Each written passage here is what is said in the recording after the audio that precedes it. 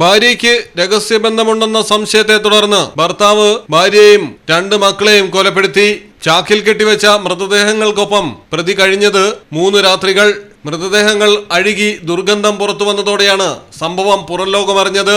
ലക്നൌവിലെ ബിജ്നോറിലാണ് ഞെട്ടിപ്പിക്കുന്ന സംഭവം. രാംലഖൻ എന്ന 32-കാരനാണ് പ്രതി. 30-കാരിയായ ഭാര്യ ജ്യോതി, ഇവരുടെ മക്കളായ 6 വയസ്സുള്ള പായൽ, 3 വയസ്സ് പ്രായമുള്ള ആനന്ദ് എന്നിവരെയാണ് കൊലപ്പെടുത്തിയത്. ഭാര്യയ്ക്ക് മറ്റൊരാളുമായി രഹസ്യബന്ധമുണ്ടെന്ന സംശയത്തിൽ ദുപ്പട്ട ഉപയോഗിച്ച് മക്കളുടെ മുന്നിൽ വെച്ച് പ്രതി ഭാര്യയെ കഴുത്ത് ഞെരിച്ച് കൊലപ്പെടുത്തി. വിവരം മക്കൾ പോലീസിനോട് പറയുമെന്ന് ഭയന്ന് കുഞ്ഞുങ്ങളെയും കൊലപ്പെടുത്തുകയായിരുന്നു.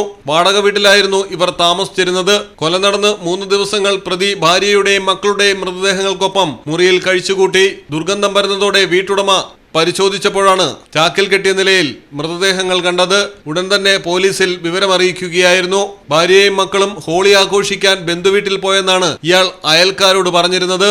ആളുകൾ തിങ്ങിപ്പാർക്കുന്ന സ്ഥലമായതിനാൽ മൃതദേഹങ്ങൾ പുറത്തു കൊണ്ടുപോകാൻ പ്രതിക്ക് കഴിയാതെ വരികയായിരുന്നുവെന്ന് പോലീസ് പറയുന്നു.